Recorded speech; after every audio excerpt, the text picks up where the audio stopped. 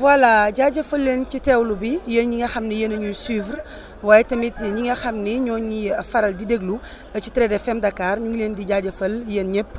tey jii nag ci suñu émission dañoo am ay gan yu faree ci fi nga xam ne moom mooy collège des jeunes bi bokk ci CNCR. ci loolee nag dinañu dalal ci émission bi ki nga xam ne moom mooy Mamadou Diop moom nag moom mooy attaché yor wàllum appui technique ci boobule kuréel faree ci CNCR waaye tamit dinañu dalal ki nga xam ne moom mooy Alioune Badara Diong moom nag moo jiite li nga xam ne nag mooy collège bi ëmb ndaw yi faree ci CNCR Massamba Diop tamit mi ngi ci plateau bi moom nag mooy coordonnateur bu projet bi ñu duppee bi ñu jagleel wàllum ndaw ñi Kumba Ngom moom nag ci kuréel googule la bokk xam ni sax moo ëmb ndaw ñi fare ci CNCR waaye moom tamit dafay tàggat ñi nga xam ne dañuy yëngu ci wàllum mbay rawatina ndaw ñi Talla Gueye moom tamit responsable la yor wàllum suivi évaluation gestion des savoirs ci fi nga xam ne moom mooy projet bi di Agri Jeunes ñoom nag la ñu fas yéene dalal tey jii ci sunu émission ci noonu rek ma jox ki nga xam ne moom mooy Alioune Badara Diong mu nuyu ñi nga xam ne ñoo koy seetaan waaye tamit di ñu teewlu ci Trade FM Dakar Alioune Badara nuyul ñu donc ñu ngi leen di nuyu di leen gërëm di leen sant ci teewlu bi maa ngi tudd Alioune Badara Diong nekk président collège des jeunes du conseil national de concertation et de coopération des ruraux ñu koy wax CNCR muy jublu ci lépp luy lijjanti jafe-jafey baykat yi di leen taxawu di leen demal di leen waxal di leen teewal. Alioune Badara Diop Massamba Diop doomu baayam lay jox kàddu moom nag mooy coordonnateur bu projet Agri Jeunes nga ziar ñi nga xam ne ñu ngi seetaan waaye tamit ñu ngi teewlu ci Trade FM Dakar. di nuyu ñëpp di leen ziar tur bi Massamba Diop la alors jiite kuréel gi ñu tuddee projet d'appui à l'insertion des jeunes ruraux agripreneurs Agri Jeunes tekki ndaw ñi mu di projet boo xam ne mi ngi tafoo ci ministère de l'agriculture et de l'équipement rural. di nuyu sama naataangoo yi ma bokkal plateau bi. man maa ngi tudd Kumba Ngom dëkk région bu Kaolack particulièrement village bi ñuy wax Ndofane Laguem nekk foofu vice-présidente groupement intervillageois des producteurs d'arachide de Kaolack bokk ci kuréel gu ñuy wax CCPA cadre de concertation des producteurs d'arachide. maa ngi tudd Mamadou Diop nekk conseiller en engagement et insertion des jeunes en agriculture ci cellule d'appui technique bu CNCR di leen jaajëfee tamit ci invitation. Talla Gueye donc yore lépp li nga xam ne mooy saytu di natt liggéey bi nga xam ni Agri Jeunes mu ngi koy def mais également di taataan lépp li nga xam ni xam-xam la ak njariñ pour nit ñi mën ko utiliser après. dañuy rek jox kàddu gi ki nga xam ne moom mooy Alioune Badara gis nañ ngeen bokk ci collège boo xam ni moo ëmb ndaw ñi fare ci CNCR collège boobu d'abord ci lan lay yëngu. damay am mbégte ci question bi nga posé ndax collège boobu fa mu dale mooy 2012 lañ ko taxawal gannaaw bi ñi jiite CNCR xoolee ne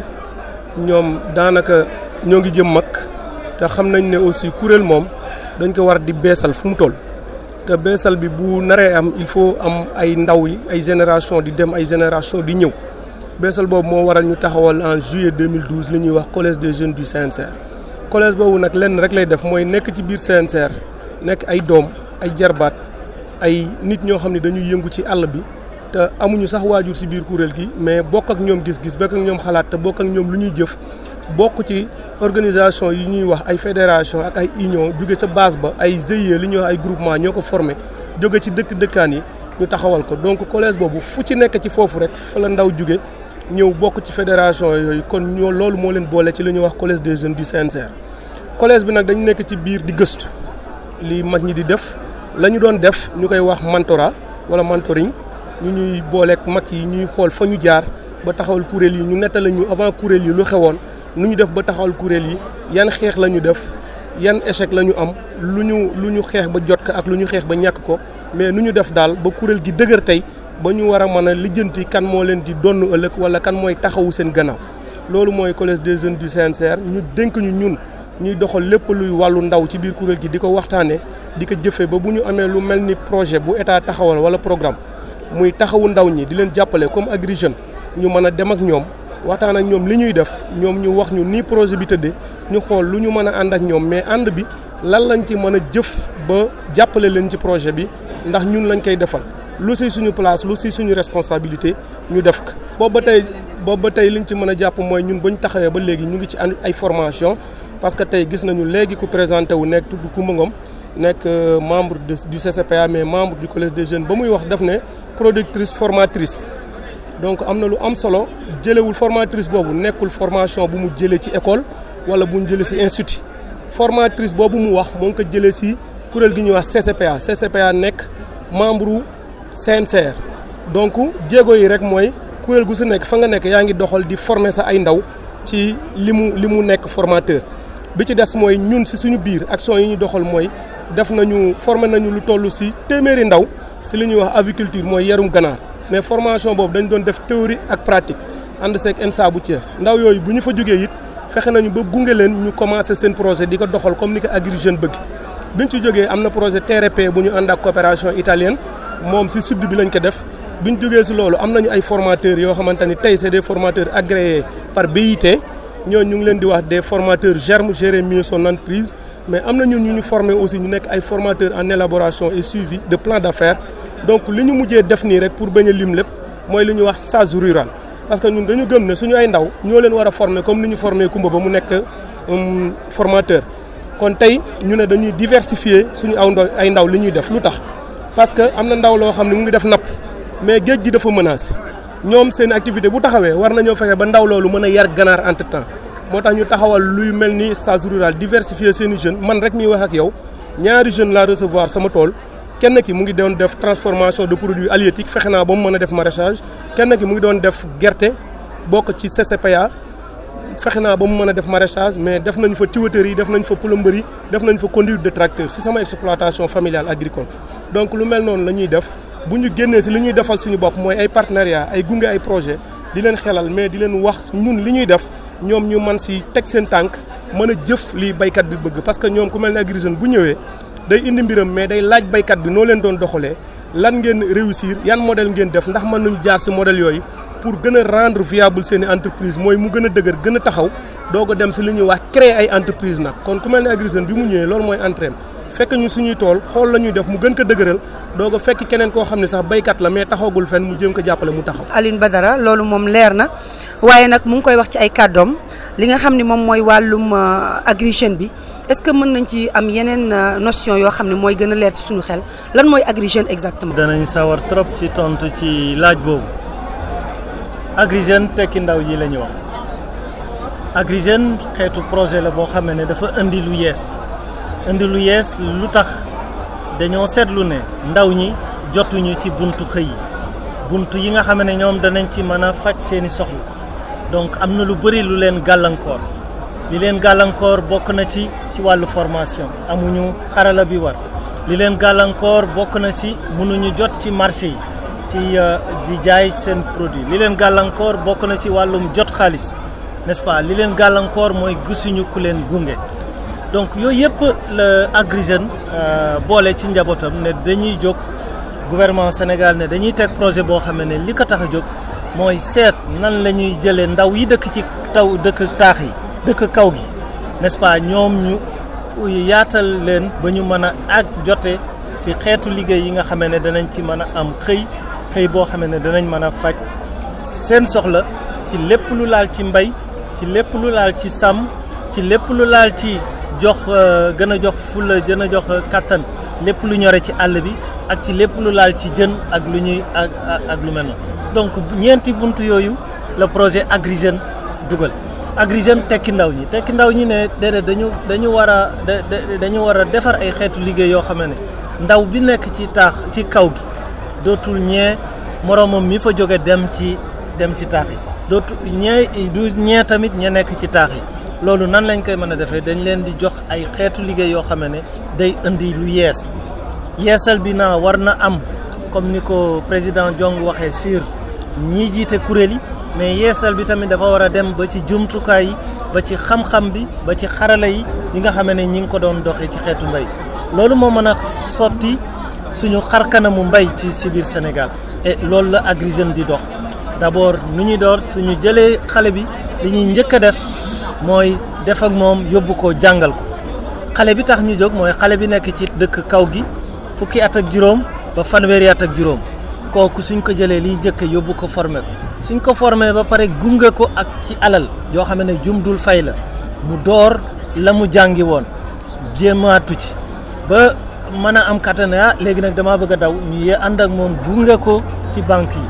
donc après su paree nag ñu ànd ak moom gunge ko ci marché bi donc noonu la ñuy doxalee. ci wàllu donc da ngeen koy topp ba keroog lépp di yem. dañu koy topp topp ndaw bu nekk danañ ko topp ci diiru lu mu néew ñetti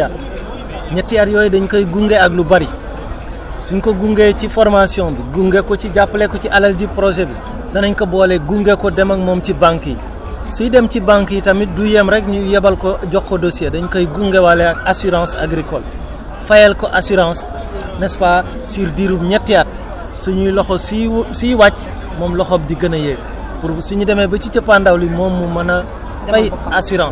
fay assurance donc taxawal tamit li ñu tuddee mutuelle de cautionnement ngir ay cautionnement la boo xam ne da koy mën a may moom muy mën a garantir bor ya muy jël donc noonu la ñuy gunge ndaw bi su paree nag gunge ko ba ca marché ba ci jaay ba n'est-ce pas parce que mbay mi topp bi njëkk biñ ci war a njëkk a def mooy balaa nga bay nga am contrat wala balaa nga bay nga xam fan ngay jaayee n'est-ce pas et loolu bokk na si li xamee ne bokk na si li Agri Jeunes war a liggéey ci juróom-ñetti région ci biir Sénégal région de Louga région de Thiès région de Diourbel région de Kaolack région de Fatick de Kaffrine de Ziguinchor ak de Sédhiou sur juróom-ñetti région yooyu war nañ cee jàppale téeméer ak fanweeri junni ndaw pour ñu jottali leen ci buntu ñi leen di jàppale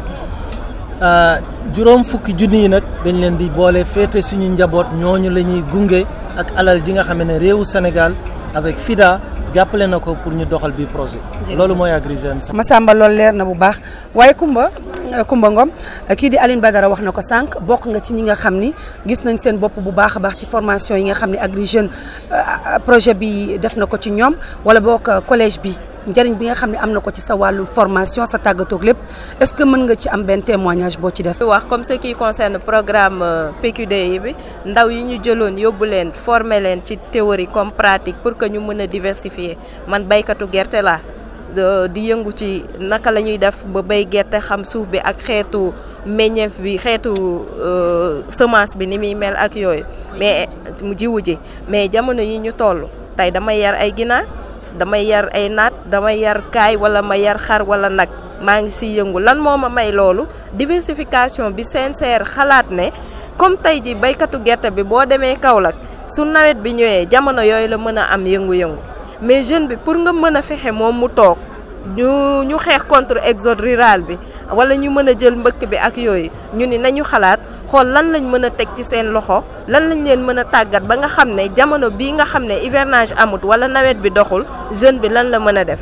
ñu yóbbu ñu ENSA ñu tolloon ci 100 jeunes ñu formé ñu ci 2 mois 15 jours mu nekk loo xam ne mënoon nga ko jàng ci ay at amaat na mu bañ a dugg sa bopp jàngala naka la ñuy yaree ginaar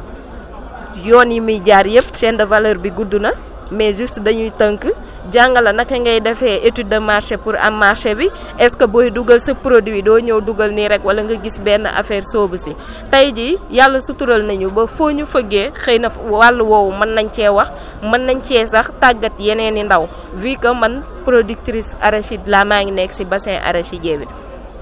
bokk tamit ci li nga xam ne mooy lu mu wax sànq toujours ci aspect formation bi man Coumba Ngom bii ngay gis tey toll na ay jamono damay sëgg rek noppi boo ma xoolee sax ma jooy tey foo ma yóbbu mën naa toog représenter dignement le CNCR dignement le monde paysan comme sama fédération comme sama faîtière muy CCPA te mën naa ci wax li nga xam ne juste loolu moo ci sama xam-xam. waaye bu ma demee ci ki nga xam ne moom mooy Talla Gueye yow yaa yor wàllum suivi évaluation lii di projet bi di Agri Jeunes ji waxtu bi fan nañ ci toll. lu ñu njëkk a wax mooy donc xam la ni projet buy door a door la donc bi ñu tàmbaleeg léegi déjà matagul at parce que ñu ngi def suñu premier atelier de lancement fii ci Dakar ci mois de juin 2020 donc weer bii di ñëw te ci la ñuy am at mais je crois que ci diggante boobu am na lu bari loo xam ne def nañ ko li ñu njëkk a def mooy. comme dañuy door ñu def de sorte que nit ñi am information bi ni projet bi am na parce que tant que coordonnateur wax na ko ci jafe-jafe yi nga xam ni jeunes yi nekk ci donc dëkku kaw yi am nañ ko di tax ñi mënuñu am liggéey mooy déjà duñu am information bi donc boo ñëwee ne yow da nga leen bëgg a jàppale li nga war a njëkk a def mooy nga joxe information bi ñu xam ni am na projet bu nekk fii mën leen offrir ay opportunités pour ñu mën a am liggéey. donc li ñu njëkk a def mooy après atelier de lancement bi ñu def Dakar ñu dem ci juróom-ñetti régions yi nga xam ne foofu la projet bi yëngatu ñu def fa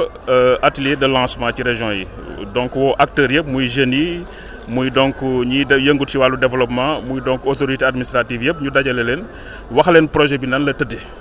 bi ñuy ci atelier yooyu ñu gis ni ñoom wax nañ ni waruñu yam ci régions yi war nañu wàcc ba ci département yi donc aussi ñu dem ci département yi dafay atelier départementaux donc jox leen information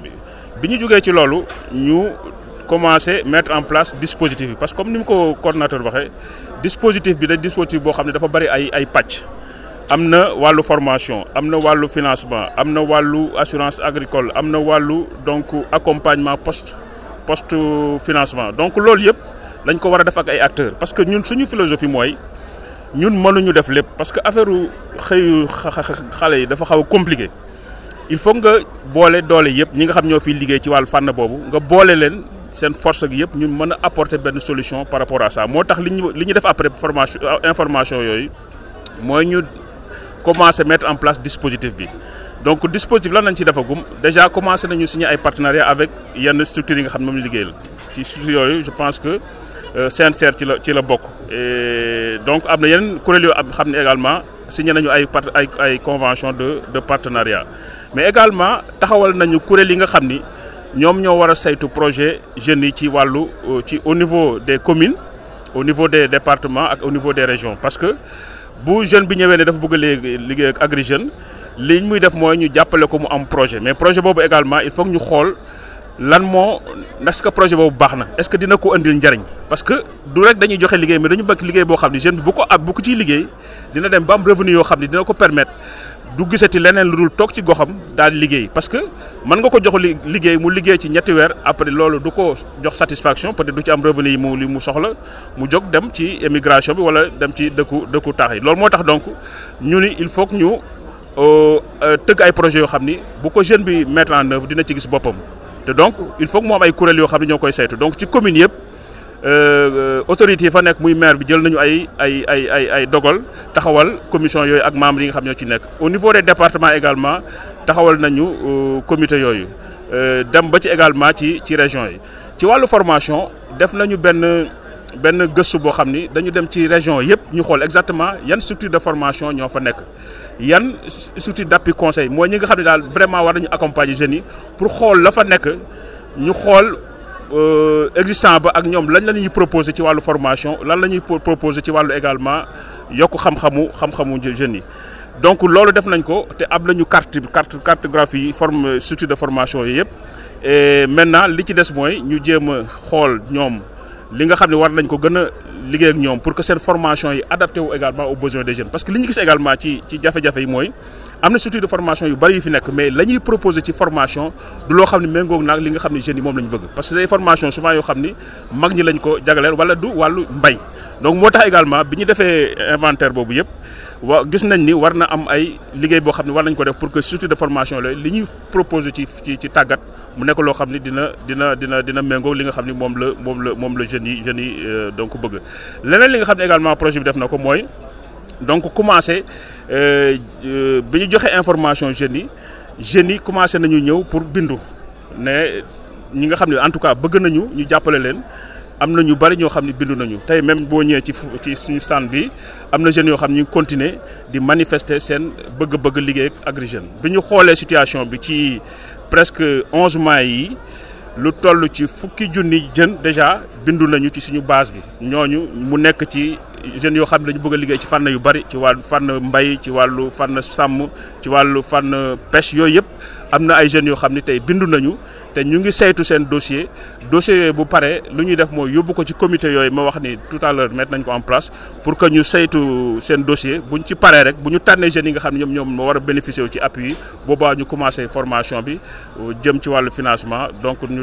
bu boobaa ñoom dinañ mën a démarrer seen activité et ñu continuer di leen accompagner donc ci wàllu tënku daal vraiment mën nañ ni loolu la ñu defagum ci activité. leer na nañ li nga xam ni moom la projet bi tollu jamono ji loolu lu leer la waaye nag Mamadou est-ce que mën nañu xam wàllum grande ligne yi ñeel li nga xam ne moom mooy protocole Agri Jeunes boobule nga wax ñu ci tuuti. protocole boobu noonu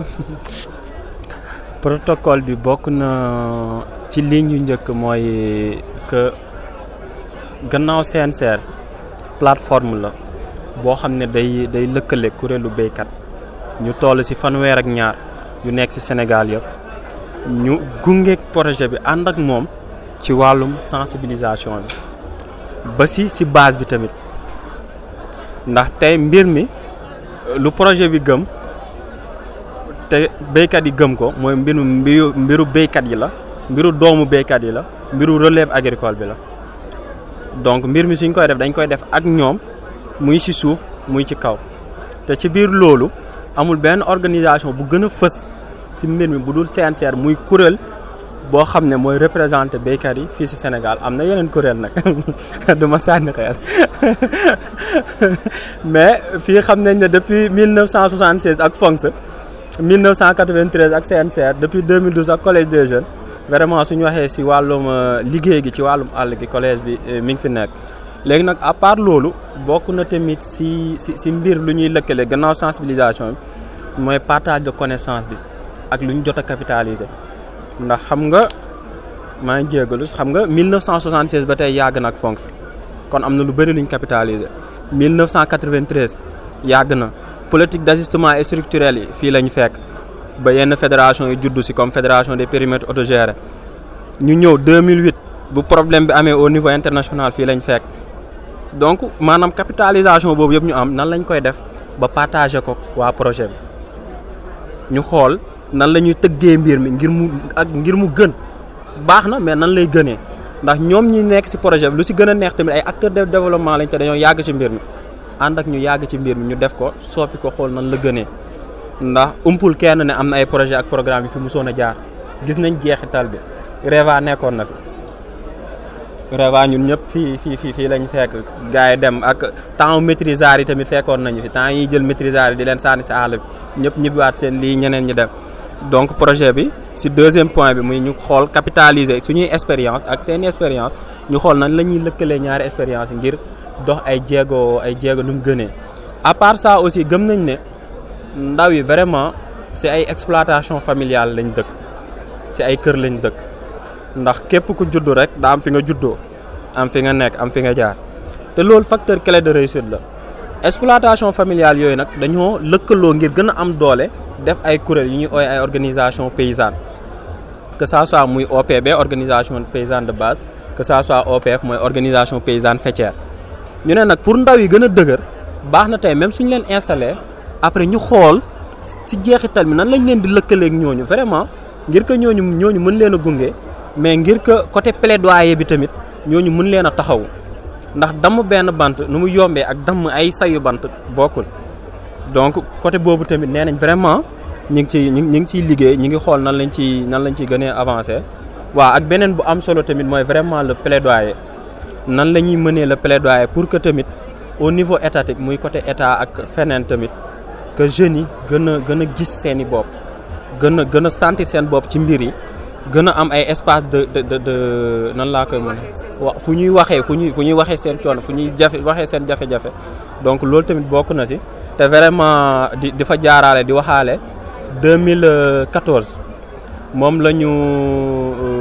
2004 moom lañ tegoon loi bu ñuy ooy loi d'orientation agro-sylvo-pastorale maanaam benn loi boo xam ne état bi moo ko tëral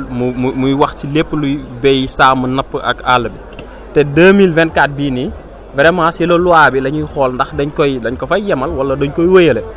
donc bokk na ci plaidoyer yoo xam ne amaana ñun ak projet bi dinañ ci gën a réfléchir aussi vraiment ngir xool ci biir loolu yan jéego aussi lañ ci mën a teg. Aline Badara gis nañ ne collège bi lëkkaloo ci CNCR def nañ yenn activité lu ci mel ni journée bi nga xam ne def nañ ko tey jagleel ko waxtaan ay activité daal am na ci est-ce que mën nga ñëwaat ci journée boobu la. un protocole bi bokk na lu ci ëpp solo tey wax nañu fii ne jeunes yi am nañu problème mu information c'est-à-dire que protocole bi ñun ci suñu wàll bokk na ci nan la ñuy taxaw jàppale Agri Jeunes ba fépp fu information war a yegg rek mu yegg fa li ñuy def nii tey bokk na ci li ñuy wax sensibilisation mooy fekk ndaw ñi ne leen maanaam projet doon na fi am day mais boo seetloo àll bi dafa dem ba boo ñëwee ci nit di ko wax projet danaan dañ ñuy nax bokk na ci ba xamal leen ni projet bii dëgg la suñu engagement ci protocole bi bokk na ci enrôlement mooy nan la ñuy def ba fexe ba Agri Jeunes gis acteurs yi nan la ñuy fexe ba indi leen nan la ñuy fexe ba jox leen base de données fi may wax ak yow bu ma juumul déposé nañu 2000 jeunes ñoo xam ne nekk nañu en activité auprès de Agri Jeunes bokk na ci aussi gunge nan la ñuy def ba ànd ak Agri Jeunes bu ñuy lancé si régions yi ñu mën a wane ne Agri Jeunes mu ngi ànd ak borom projet yi ci àll bi parce que ñun dañ ne dañuy teewal Mamadou wax na ko léegi collège des jeunes gisuñu kuréel guy yëngu ci bay nekk kuréelu ndaw bu ko gën a fort kon ñun suñu engagement bokk na ci dem teew suñu ay pap ak suñu ay waajur ak ñiy yëngu ci àll bi gis na ñii ñoo ànd ak waa ji nekkul rek fonctionnaire wala ku jóge si nguur gi ñëw di naxaati loolu suñu engagement bokk na ci aussi bañ a toog rek di xoole ni projet doon demee acteur bi toog ñu sottal lépp ñëw ni ko suba dañ lay jox ñaar fukk ñun bokk na ci si suñu protocole ñu ne dañuy ñëw participer sur la formation ku mel ni Kumba mu ngi nii proposer nañ suñu ay services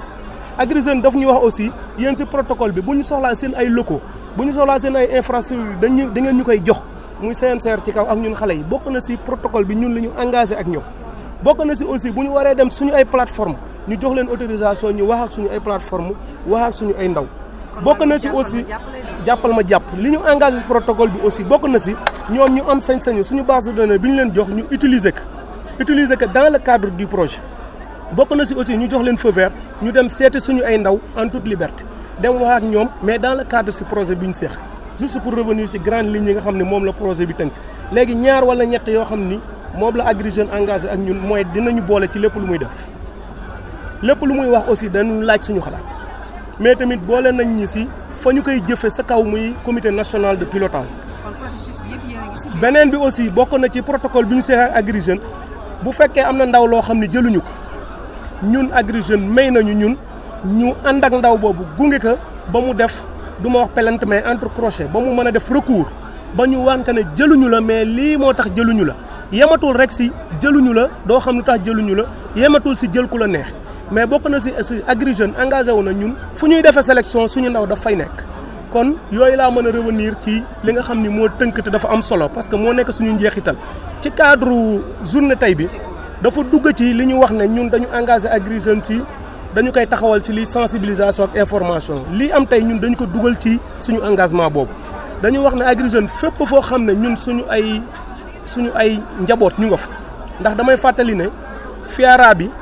CNCR moo détenu 51% des parts FIARA tey dañu ko def entreprise ñun baykat yi suñu kuréel ñoo détenu 51% bu ñu fekkoon dañuy séddoo kon am nañ fi doole kon ñun mën nañ ne Mayer sax ñun ñoo ko invité ci FIARA bi kon loolu bokk na si suñu protocole ñu ñëw village du Mayer ak village de l'élevage bi ngay gis dafa am lu ko chapeauté mooy village de l'entrepreneuriat agricole et rural sama casquette bi loolu lañ ci bind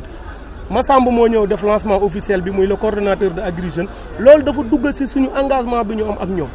kon ñun dañ ne fi mu toll nii lépp li ñuy def si journée tey bi les grandes lignes mooy dañuy wan Massamba ne collaboration bi ñu bind si kayit dañ ko fas yéene jëfe kon les grandes lignes tey mooy Agri Jeunes dafa jóge ci région yi indaale ñu ñuy wax conseil national de la jeunesse on l'a perdu le président ñëwoon na si suba mais fekkee fi émission bi mais mën naa wax ci kàddoom parce que dama ko ne tey si suba ak jeunes yi ñun ñaar ñëpp dañuy mottalinte rek amul benn concurrence bu ñu nekkee ci àll bi mais dañuy fexe ba bu fa collège des jeunes nekkul rek conseil national nekk fa mais ku fa ne rek na fa nekkal ndaw ñi parce que loolu rek moo ñu fa mën a indi fexe ba mu yegg ci ndaw li fexe ba mu jaar fi mu war a jaar kon tey bu fi nekkul mën naa wax si kàddoom pour dalal xelu Massamba ne jeunes yi rek la ñuy teewal te beneen bi ma ciy yokk mooy ñun collège des jeunes teewaluñu rek jeune collège des jeunes parce que Mamadou wax na ko léegi kuréel lañu ñu ngi wax ne ñooy gi gën a mag mais nangu nañu am na ñeneen ñooñu am nañu ay ndaw mais li ñuy def ak Massamba njeexital bi mënuñu forcer wala ñu wax ne si ñun rek lay yem mais bu ñu fexee ba tënk ko waxtaanee ko ak Massamba gunge ko ba mu baax kooku bu ko jotee ñun ñoo ngi koy teewal ñu ngi koy waxal ñoo ngi koy jëfal donc bokk na ci li ñu nekk di def tey def nañu ay atelier thématique ñu def ko ñu tuddee ko ñun café débat bokk na si li ñu tënk ak Massamba ci FIARA bi war nañu def ay café débat lii ñuy def nii tey day dugg ci cadre boobu donc wan naa ko léegi ay images yoo xamante ne ñu nekkoon en direct on était suivi au niveau international on était suivi par le plus grand réseau des producteurs et paysans en Afrique de l'Ouest ñu koy wax ROPA en direct on était suivi par les administrateurs du CNCR et d'autres acteurs étatiques parce que ñu ngi suñu biir donc loolu rek laa bëggoon a ñëwaat sur les temps forts de la journée ñu koy jeexal ak des festivités mu nekk lu ñuy wax soirée paysanne boo xam ne dinañu ko tënk tey ñu fay lépp luy suñuy culture ñuy béykat yi xam ne ay xeet lañ ci àll bi dinañu fa fecc dinañu fa way daañu fa tëgg invité nañ ci ñëpp. damay jox ki nga xam ne moom mooy Talla Gueye par rapport ak yeneen activités yi nga xam ni prévoir nañ ko def wala ñu jot a def ci FIARA bi. am na importance pour projet bu mel ni Agri Jeunes parce que ci wàllu mbay mi la ci wàllu sàmm gi la donc am na ay objectifs yoo xam ni moom la ñuy poursuivre suñu participation fii ci foire bi ci njëkk mooy information sensibilisation parce que comme acteurs yëpp dañuy ñëw fii baax na ñun ñu ñëw joxe information bi tey ku ñëw ci stand bi dinañ jox information nga xam exactement lan mooy Agri Jeunes leneen li nga xam ne ñu ngi koy def fii comme activité mooy li ñu ko waxee léegi enrôlement mooy jeune boo xam ne tey ñëw na nekk di répondre aux critères mooy nga am âge bi ñu wax entre fukki at ak juróom ak fanweeri at ak juróom te nga cosaanoo ci kaw gi. am nga possibilité tey nga ni man dama bëgg liggéey Agri Jeunes ñu jël say information soit nga remplir benn fiche bu ñu demee ñu dugal ko suñu base de données bi soit directement ci machine bi ñu jël say référence ba nga xam ni yow dinañ la mën a boole ci dossiers yi nga xam ni moom la commission yi di saytu. ñetteelu objectif bi nga xam ni moom mooy firndeel suñu présence ici mooy dëgëral suñu partenariat avec les acteurs et je pense que li ñu def actuellement avec le collège des jeunes du CNCR am na solo parce que ñu ngi développer ensemble ay activités et li koy firndeel mooy tey émission bi nga xam ne ñu ngi koy def ensemble n'est-ce pas donc suñu stand actuellement du équipe projet bi rek moo fa nekk mais am na ay jeunes yoo xam ni ñu ngi jóge CNJS muy conseil national de la jeunesse du Sénégal yoo xam ni ñoom ñooy animer an stand bi à côté du personnel du projet donc loolu day gën a rataxal donc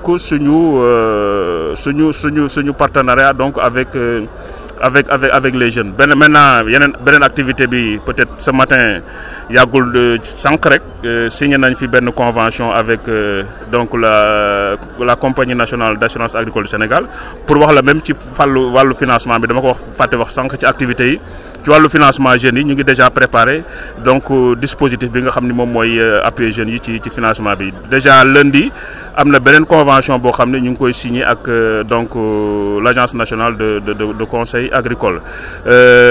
li may jeexale ci activité mooy li nga xam ne ñu ngi koy def actuellement mooy jëlee ay ndaw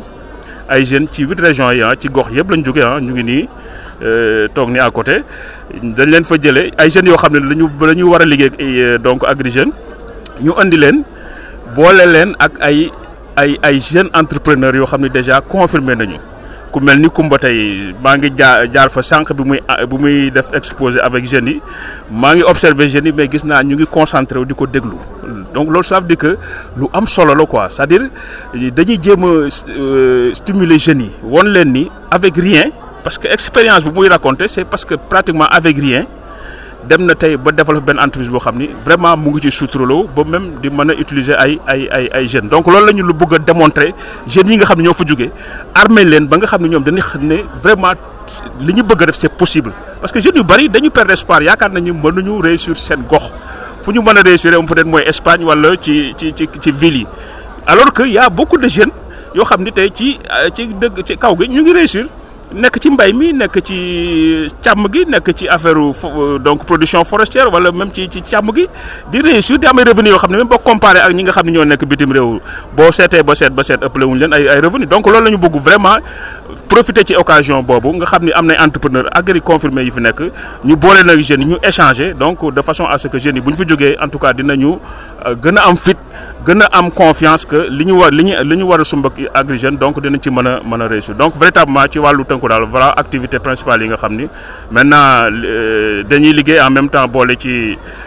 xumbaay parce que léegi wax na ko bu ngoonee dinañu en tout cas def benn soirée agricole boo xam ni peut-être danseurs yi nga xam ni voilà man en tout cas je suis candidat pour fecc bi quoi. Massamba balaa may dem ci Kumba nga wax ma jamono ji projet bi lépp gongo wala boo tey jii boo ko doon évaluer bëgg ñu am luñ ci xaw a defaraat tuuti lan lay doon luñ ciy gën a yokk pour ndaw ñi gën cee gën a gis seen bopp. ci war a yokk pour ndaw yi gis ci seen bopp def naa ne lépp teew na li des mooy li ñu mën a tuddee engagement citoyen des jeunes bëgg sa réew fonk sa réew li des ndaw yi soppi doxalin xool beneen gët xam ne c'est possible toog ci dëkk bi réussir ci dëkk bi non loolu su fekkee ne gëmuñu ko déedéet loolu ñu dem donc gëm-gëm boobu su teewee ak li projet bi indi comme gunge yaakaar naa ne léegi ñu soppi xar xanam ba nga xamee ne dootuñu wax exode rural moo di ne ndaw yi jóge ci dëkk bi ñëw Dakar déedéet waa Dakar ñooy xel dem fekki leen parce que foofu la njariñ bi fekki soo jàngee li xew ci jamono ji actuellement dëkk yu bëri ñi ngi jóge ci tëju économie yu bëri ñi ngi nërmeelu déedéet je crois que chance la pour ndaw ñi xam ne ñoom ñoo war a soppi xar kanamu Sénégal sànq wax nañ ko ñun li ñu am ci ndaw soo demee ci réewu tubaab yi ñoom amuñu ay ndaw donc loolu dañ ko war a wëlbati au lieu ñu xool ko ne déedéet dañ ko war a wëlbati xool ko ne lii avantage la bu rëy ci suñu réew parce que ndaw ñooñu ku am ndaw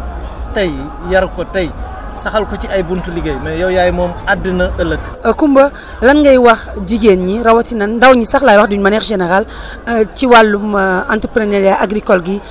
gis ne yow tey jii mën nañ ne exemple nga si lan nga leen di wax ñoom sa moroom yi nga xam ni yenn saa yi dañuy xeeb liggéey et tout. certes nit ki di nga dem gëmloo ko ni ko mën nga toog sa dëkk